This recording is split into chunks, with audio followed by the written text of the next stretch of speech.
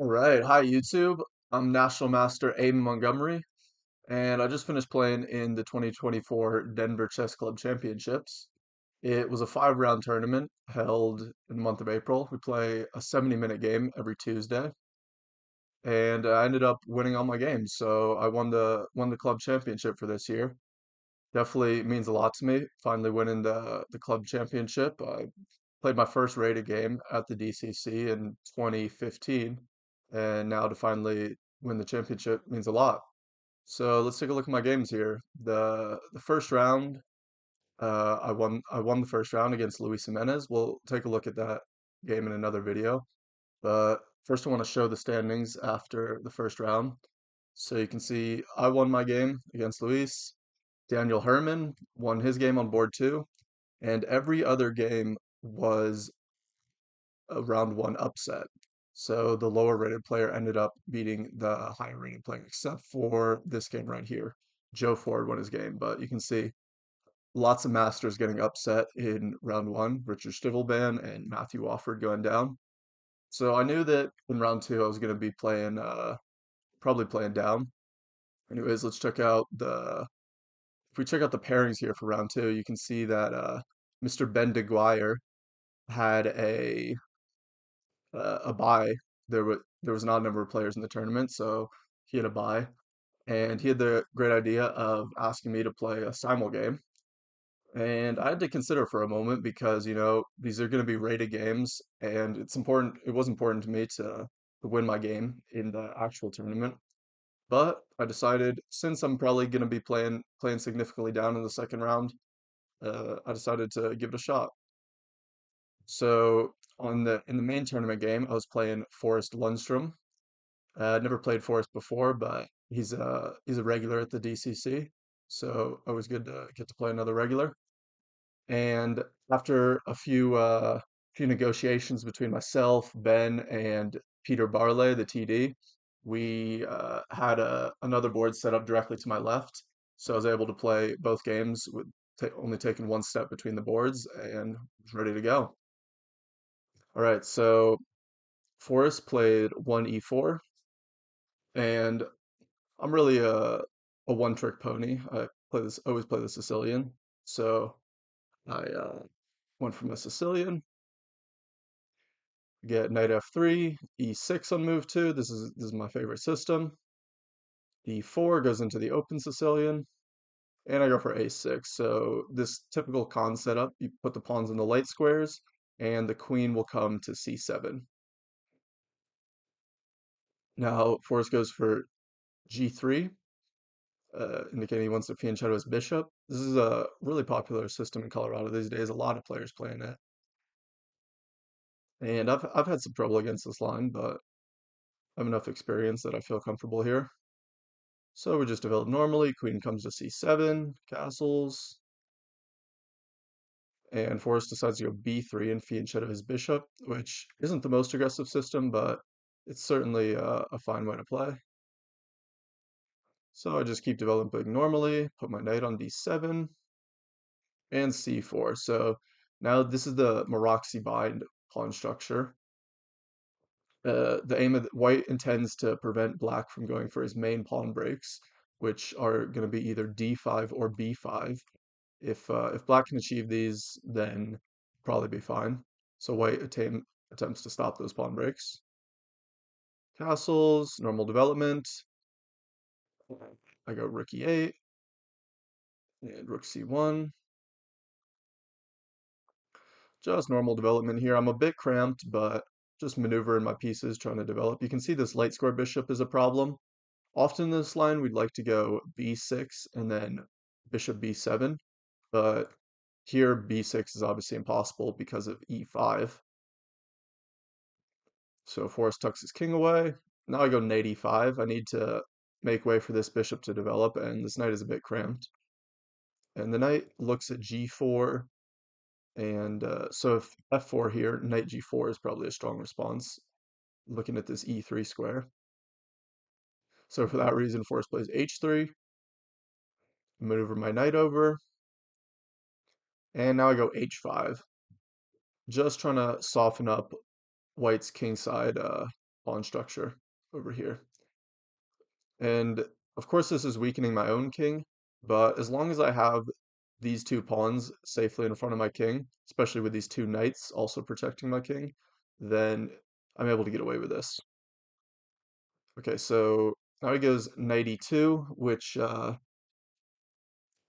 a bit of a strange move. You know, it doesn't really suggest a plan for white. One way for white to play here is to go f4 and claim the space.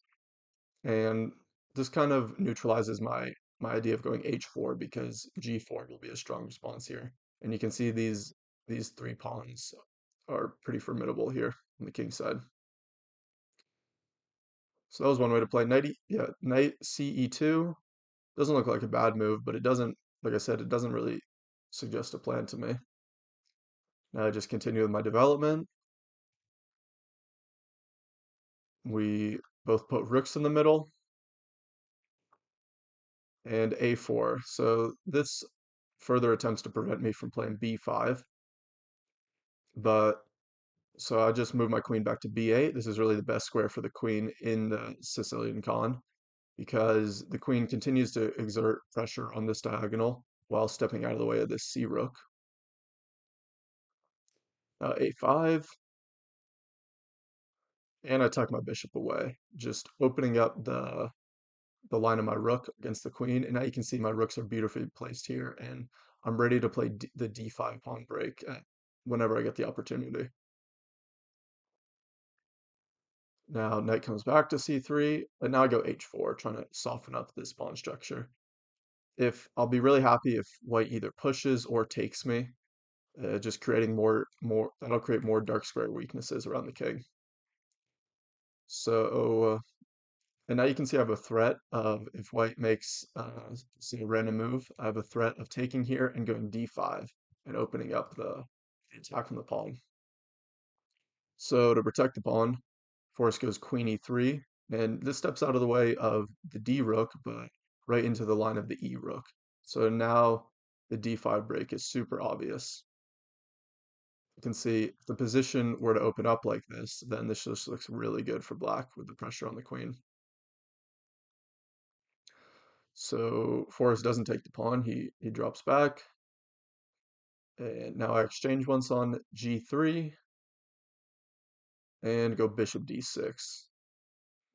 Just trying to put more pressure on this weak point on g3. You can see this pawn can't be defended by another pawn now, and if it advances, again, that just creates more dark square weaknesses. Now Forrest takes the d pawn, and certainly could recapture here, but after some exchanges here, white's able to recapture with the rook, and this doesn't look terrible for me. Perhaps bishop e6, activating both bishops. Still looks like I should have decent compensation for the pawn, but I decided to go knight h5 and put more pressure on this g3 pawn. And now you can see this is really hard to defend.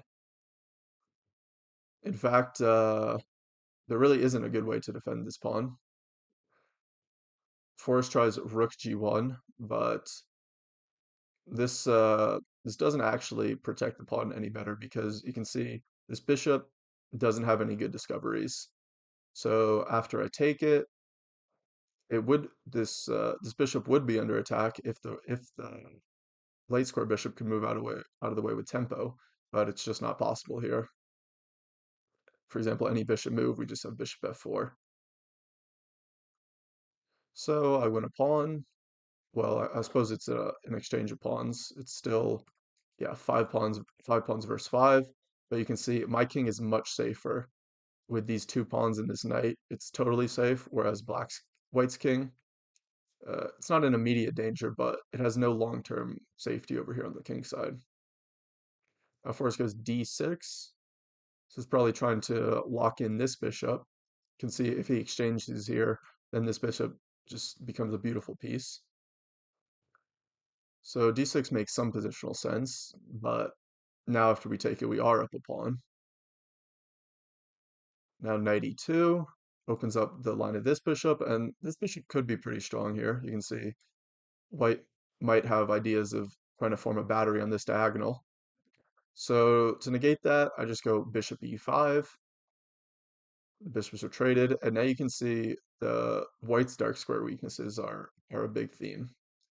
There's no pawns that can protect any dark squares on the king side. So that's going to be a long-term weakness. Also, this a5 pawn is hanging. It's something to keep in mind. So Forrest goes rook c5 to try to protect this pawn and get his rook active. And now I have a bit of a fancy move, which wasn't entirely necessary, but isn't bad. We go rook d3, trying to deflect the queen from guarding the rook. And you can see the rook can't take the queen here because after I take white's queen, yeah, two pieces are hanging. So we go rook d3, and one try was queen c1, continuing the attack on my queen and attacking this bishop, but black's still fine after queen b8, protecting the bishop. So Forrest decides to just take the rook. I recapture, and now rook d1. So this move looks like white's getting active. Of course, the rook was doing nothing over here on g1, but it doesn't do anything about this pawn over on a5. So I decided to just snap it off. Now queen d6. Now we just come back, asserting my dominance on the dark squares here, and white being down two pawns now. Of course, can't afford a queen trade, so he drops back. Now I go for b5, just gaining more space. And rook f1. This is one final trick. One final trick of white's. You can see the most natural move here would be bishop b7, attacking this e4 pawn. But queen d7 is actually a triple attack against this pawn, this rook, and this knight. I suppose black could still go rook e7 to try to defend all these threats, but this gets a bit messy, perhaps. So just no need to go for this. So instead of developing my bishop and undefending this d7 square, I go knight h4, trying to win this late square bishop. And this should be a totally winning position. I believe my opponent actually flagged here. He was running short of time. So that was a relief to win my tournament game. And remember, at the same time, I was playing a simul over to the left against Ben McGuire. And yeah, let's take a look at that game.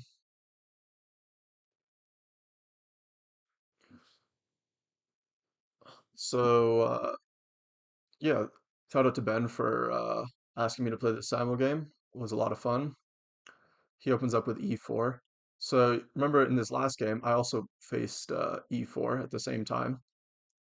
And like I said, I'm a Sicilian expert. I pretty much use the Sicilian as my main weapon. So I go for the Sicilian again, and we see knight f3. So I had this exact same position on both boards. And you'll remember in the game against Forrest, I played e6 going in for the Sicilian Con variation. But in order to mix things up and not get identical positions on both boards, in this game I went for a6. This is known as the O'Kelly variation. And it'll often transpose into other lines of the Sicilian, but it does discourage d4 here. You notice if d4 is actually a bit of a trick, black has e5 here. And normally, when black plays an early e5 attacking the knight in the Sicilian, uh, white will go knight b5, but you can see that move is impossible here. And so after, for example, knight f3, black should have already equalized after just protecting this pawn, say knight c6. And white has gotten in this free move. Sorry, black has gotten in this free a6 move. So that's why white's discouraged from going d4 here. So because of that, my opponent went knight c3. And we just get some normal Sicilian development. Put my pawns on e6 and d6. This is the Scheveningen structure. Very solid structure, just making sure white can't advance too quickly with either e5. After d4, we exchange. Just some normal development. And white goes queen d2. So this is the classic setup in the on the white side of a Sicilian. And of course, my opponent can castle either way, but this queen d2 move really indicates that he's intending to castle queenside and go for it. Play queen c7 and castles queenside. So after opposite side castling, the race is really on. I'm gonna castle kingside where my king will be safest, and you can see both of us. It's basically just a race of who can open up the other person's king first. White is gonna push his kingside pawns, and I'm gonna push my queenside pawns and try to use this open c file. So Ben goes f3. This move is actually a bit slow. Of course, it looks totally natural, but uh, it doesn't. It looks like it assists g4, but actually the immediate g4 was the best move here. Just trying to push with g5 as quickly as possible. And often you need this f3 move in order to play g4, but in fact, with the bishop already covering the g4 square and the knight defending the e4 pawn, the quick g4 was necessary here. But f3 isn't bad. But it allows me time to get my own pawn storm going with b5. And now g4 comes, but I get there first with b4. This is actually a bit of a mistake because uh, this pawn will be weak after the knight moves away. And of course, we don't mind losing a queenside pawn if we can open up lines in the queenside. But here, uh, it would have probably been better to just develop a piece. And once my pieces are all developed and I have a rook on the c file, then b4 starts to become a threatening idea. So I go for b4 right away. Knight comes out to a4, and I go bishop d7 attacking the knight. And here of course, I'm hanging this b4 pawn, but I'm kind of daring Ben to take it because, of course, taking pawns that are in blockading your own king your own king here is always a bit controversial. But in this case, it is actually a good move, and Ben does play it, queen b4. Of course, the knight was attacked, and there's no good square for the knight. Like if you play b3, I'll be very happy to damage the pawn structure like this. So yeah, that's why queen b4 was necessary. Now I go knight c6, developing my final piece, and and you'll notice this queen b6 move jumps out. Now that white has won a pawn, he would like to exchange queens and relieve the pressure against his king. And after queen b6, which was a good move, I would have had to drop my queen back to c8. And now g5 comes. You can see I can kick the queen out, but after maneuvering my knight and then dropping this knight back, you can see white has won a pawn, and his pieces all look pretty natural, so I shouldn't have too much compensation for it. But at least I still have all four minor pieces and the queen on the board, so I should have some attacking chances later on if my opponent plays inaccurately. Of course, a computer would just crush me from this position, but in a practical game, I think I should have some chances. So that's why queen b6 was the best move here, just bullying black's queen. So queen c8, g5. Sorry, this didn't happen. After I played knight c6, Ben just took the knight, and but this gives me what I want after bishop c6 now. Again, again queen b6 was possible, and again we'll have to drop back to c8. But you can see the c8 square is far inferior for my queen than c7 because it blocks this rook from joining in the attack. You know, this rook would love to swing to c8 or b8, and the queen is just awkward here. So again, queen b6 was possible. Instead, Ben went for g5, kicking my knight. But now I get this intermediate move, rook b8, and the queen gets kicked around. So the queen comes to c3, pinning my bishop here to my own queen. And you can see my knight's under attack, so I have to move it. And now b3.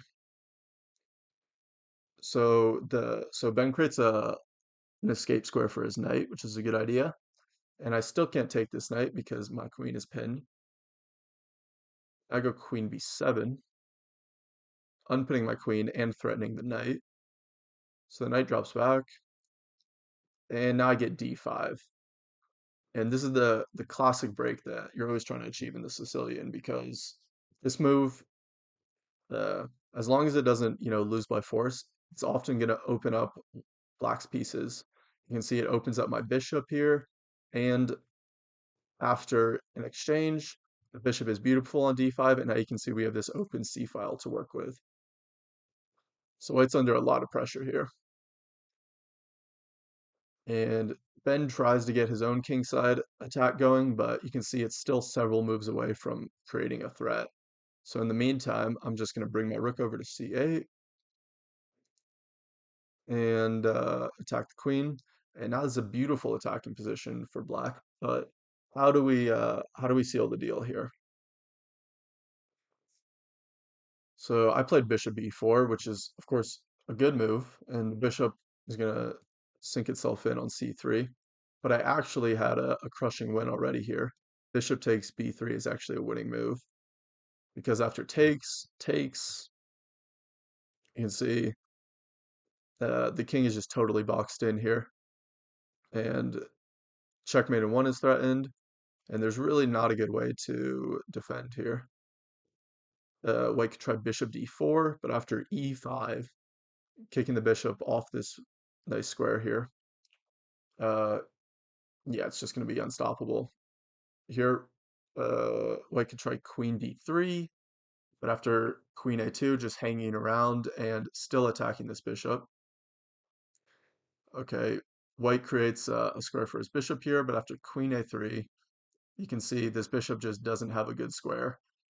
It needs to defend the knight, but it's under two attackers here, and it can't move to d4. It can't move to e5 because of my knight controlling this square. White could try to run with his king, but after rook takes and bishop b4, that's going to be enough material to win the game. All right, so that's why uh, that's why bishop b3 was actually winning immediately. Of course, I didn't really have time to calculate all that. I was like I said, playing two games at once, and the most dangerous scenario for me in this simul is that I get low on time on both boards and have to make tough decisions on both boards at the same time. I'd say that's the most likely way I could lose a game in this. So because of that, time management is key. I just try to play as quick as possible. Bishop b4, natural move. You can see the queen doesn't have a good square here. If it comes to d3, then probably knight c5 will gain another tempo. So just no fun. So because that he comes to d4, but this just allows my bishop in. Queen d3, and now we go queen b4. So you can see my queen is ready to sneak in and create some tough threats against the black king. Then goes knight a4, but black is winning by force here in a couple ways. First move is queen a3, of course, pushing the king to b1. And you could take a second if you want to try to think about the best way for black to crash through here. You can see it looks like we are going to be able to just checkmate white on b2 eventually. But how to break through? first move that comes to mind is bishop b3, just sacking the house in order to break through. Of course, white can't take like this because of checkmate in one, so he has to take with the c pawn. And now what happens if we just crash through? Well, actually, in fact, is winning. Uh, and I was calculating all this, but in my calculations, I only calculated uh, queen b3. I saw king c1, but I just wasn't sure if uh, I had a checkmate here. I suppose looking at it this way, it's quite easy. Probably bishop e4 is just going to be winning. But in fact, black has just a forced checkmate here. That's much simpler than any of that.